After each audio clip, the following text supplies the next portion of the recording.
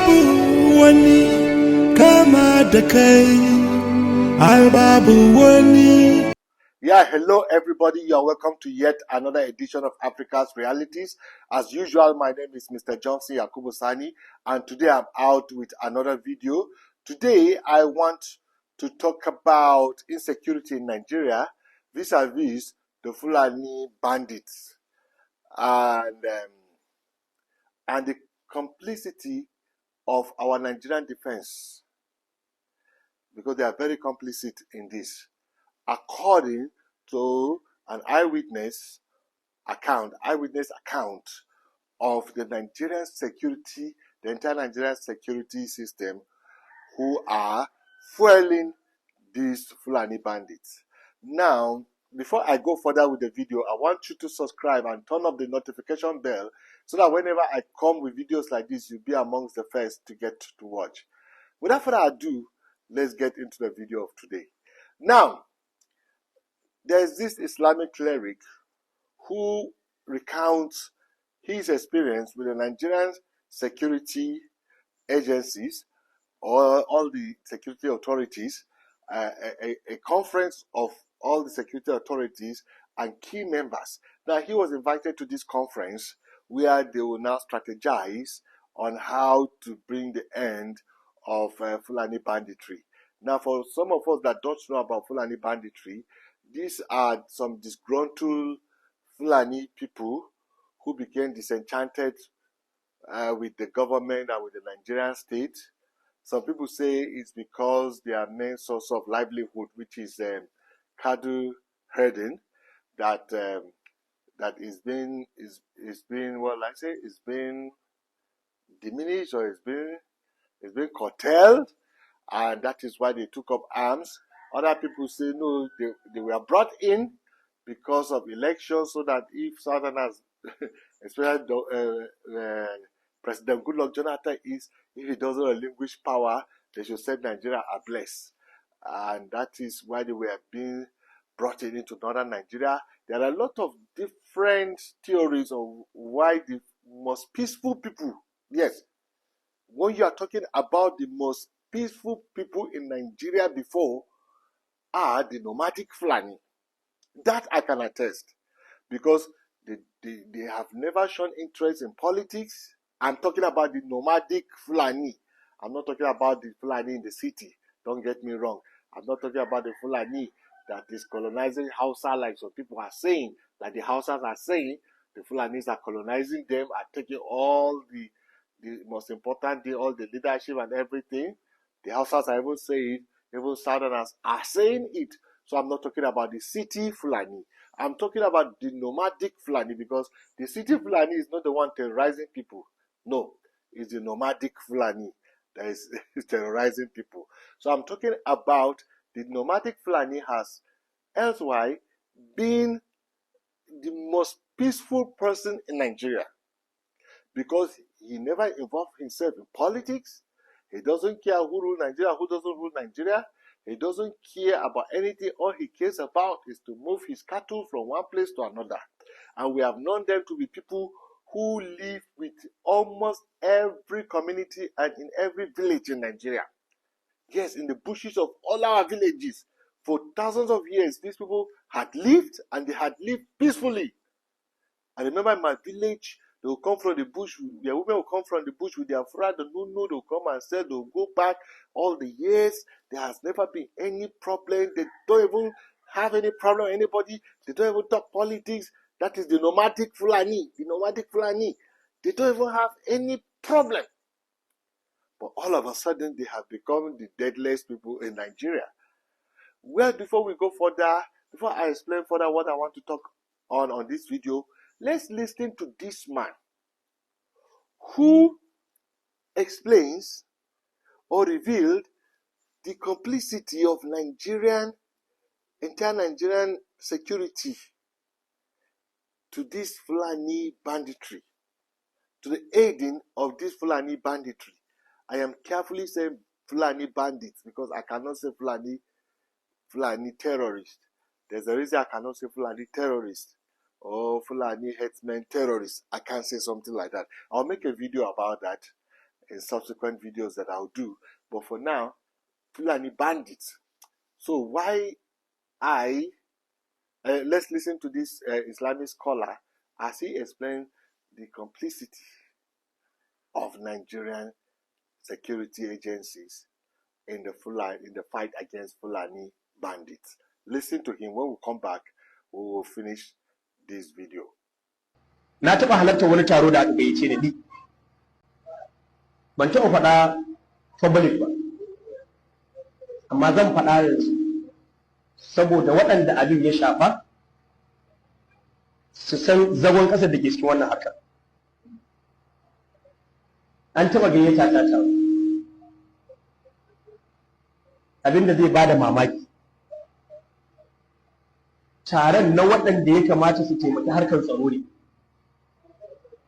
Amma suka gayyace mu matasan malamai waɗanda suke da murya in sun yi magana ana saurare. Muna da yawa aka tara a wata jiha a cikin ƙasar nan. Abinda ake so mu yi, abinda ake so mu yi shi mu fito mu gaya wa duniya cewa Fulanin nan 'yan ta'adda na daji. Abinda yasa suka ɗau makami zalunta su ake, don haka kar a ga laifinsu sosai. Zalunta su aka riƙe shi yasa har suka ɗau mataki. Na ɗaya kenan, mu yi orientin al'umma akan wannan. Na biyu, mu ta kira wa gwamnati kar a yaƙe su, a kira wasu a yi sulhu da su, manyan su ma manyan masu kashe mutanen a ba su mukamai. Na uku, a lokacin da muka yi taron, gwamnanmu na Katsina ya samar da wannan ma'aikatan na 'yan sa kai, ya yi training ɗinsu, an ba su makamai da motoci don su taimaka wa harkar tsaro. Aka ce mu yi ta wa'azi muna jan hankali cewa abinda gwamnan Katsina ya kuskure ne, don kar ma wasu gwamnoni su yi koyi da shi. Aka ce mana a lokacin an ji labari gwamnan Zamfara na kokari zai yi, da haka mu yi ta kiraye shi ma na Katsina a ce abin da ya kuskure ne. To wannan taron ya ɗaga mu hankali. Idan har waɗanda su ne ya kamata su taimaki harkar tsaro, amma su ne suke da wannan fikirar, wai a daina ganin laifin Fulani zalunta su aka yi yasa suka ɗau mataki, sannan ba yaƙansu za a yi ba, a kira wasu a ba su mukami. Ni ina cikin ɗaiɗaikun mutanen da aka ce za mu yi magana. Da dauri na ya zo na magana, na ce ni na gode wa Allah da Allah ya sa wannan taron na zama cikin waɗanda suka halarta. Domin ni ina da saƙonni, ina da tunanin nika ya za a ce mutum harkar tsaro, amma daman ban san su wane ne waɗanda in na faɗi maganan a kunnen su za ta yi amfani ba. Yau Allah ya sanya ga mu tare da waɗanda suna da hannu a wannan harkar a gwamnati. Zancen cewa a yafe wa 'yan ta'adda a ba su mukami, ni ba na tare da wannan ra'ayi, kuskure. Na ce dalili na kuwa, na farko a dokar gwamnatin ƙasar nan, duk wanda aka kira shi za a ba shi wani mukami, daga hanyoyin cancance shi za a ɗau bayanan shi a kai wa jami'an tsaro, 'yan sanda, DSS, a bincike shi a bayan fage ba yadda wani rekod na ta'addanci na miyagun laifuka a ƙasa. Na san wannan. To yaya mutumin da shi damun ba a san shi ba ma sai ta dalilin kashe mutane, yau kuma shi ne za a dawace za a ba mukami? Ya taho ana masa jiniya, 'ya'yan waɗanda ya kashe ma iyaye suna kallon shi. Me zai faru in an yi haka? Na ce abin da zai faru shine nan gaba yaran da ke ƙasa shi su ma sai su dage da kashe mutane, saboda sun fahimci yanzu akwai wasu qualifications da ake bukata a baka mukami da gaske shine ka kware wajen kashe mutane. Da haka duk mai sai a bashi irin wannan mukami shi ma sai dau makami. Na ce ni ba na goyon bayan wannan. Na ce abu na biyu, abinda gwamnanmu na Katsina yayi, ya ɗau ma'aikata 'yan jiha, 'yan yankin da ake ta'asan nan, ya ba su makamai da motoci da albashi ya ce ku je ku kare jama'anku abu ne da ya kamata.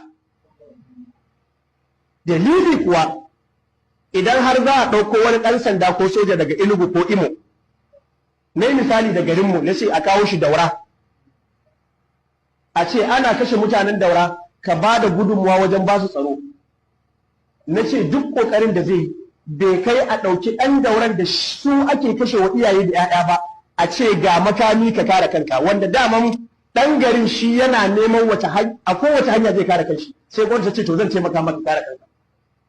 Don haka wannan abin da gwamnan Katsina yi, ni ina goyon bayan abin da gwamnan Katsina yi, kuma ina fata sauran gwamnoni wallahi abin da zai bada mamaki.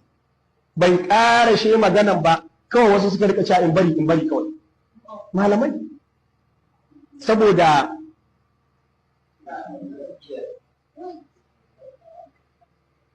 wani ya tashi shi baya cikin wanda za su yi magana ba, ya ce yana neman alhurma a bashi dama ya magana. Da ya tashi abin da yake cewa maganganun da na yi duka kuskure ne. Dan me zan ce kar a ba 'yan ta'adda, kar a yi musu afuwa a ba su mukami, dan me zan ce wannan laifi ne. Bayan manzon Allah sallallahu alaihi wasallama a tarihi Khalid bin Walid ya zo ya cuci musulmi kafin ya musulunta a Uhudu. Bayan ya musulunta manzon Allah ya ba shi komanda. Kaga wannan ai in ma ka kalli tarihi daidai ne. Na tsaya ina kallon shi na. Ya zai yi kiyasin ɗan ta'adda mai kashe mutane da Khalid bin Walidin da ya tuba ya yi imani da Allah ba don a bashi komanda ba, ya zo ya bi annabi Muhammadu kawai koya manzan Allah ya da shi ya shirya. Shin ɗan ta'addan nan zowa ya ce ya tuba? Cewa fa aka yi zo mu baka makami ka aje, da an fara ya ga kuɗin ba su wadace shi zai koma. To yau waɗannan da an ba su mukami, daga baya aka daina ba su abin da ake ce za a ba su, me zai faru? Za su koma. Ya za a yi kiyasin wannan da wannan? Allah abin da zai bada wani tun daga wannan ranar ba a ƙara gayyata ta wannan taron. An yi ta maimaitawa, a yi shi a Abuja, a yi shi a wata jihar haka. Laifina na ce abin nan da ake faɗa ba daidai ba ne. Yeah, ladies and gentlemen, now you heard from the man who witnessed this meeting that he was called. It is a meeting of all the security agencies and with most important influential people who can see to the end of this Fulani banditry. And he was invited to this meeting. And look at what they are proposing. Proposing a narrative that the Fulani should not. They should tell the world that the Fulanis are innocent, that they are being provoked, that the Fulanis should be given weapons so that they can be protecting themselves, that any form of vigilante should be stopped against Fulani banditry, and all things that he didn't subscribe to and he didn't agree because they didn't go well with him. And I don't have to repeat everything because he has said everything clearly if you followed what he said, because I took time to subtitle it and so that you can understand. But all I want to say is that the Fulani banditry, there are few narratives or that tells us their origin, because some people say it's because the population of Nigeria is expanding, and because the population of Nigeria is expanding, more lands are being open for cultivation. And because more lands are being open for cultivation and for farming, that the forest is shrunk. The people are shrinking the forest, and because people are shrinking the forest, and they are putting the Fulani into a strait, and there is nothing he could do but to fight, because his source of livelihood has been curtailed if the forest is being shrunk and he doesn't have the grazed land for his cattle. That is one narrative of why the Fulani man, the nomadic Fulani. I always want you to know that there is a difference between the nomadic Fulani and the Fulani in the city. Total different. The Fulani in the city the Fulani in the city has mingled with Hausa people. You can't even differentiate who is Fulani, who is Hausa now, because they've intermarried, they've lived with the Hausas, and they are just the same with the Hausas. But when you see the nomadic Fulani, you easily know that this man has not adulterated his blood. No, sorry, the word adulteration is too long.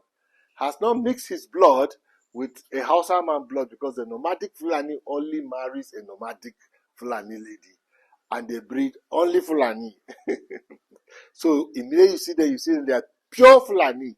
They are different from the Kwankwaso and the Atikus and the Buharis that you see there with the Hausa. You can't differentiate.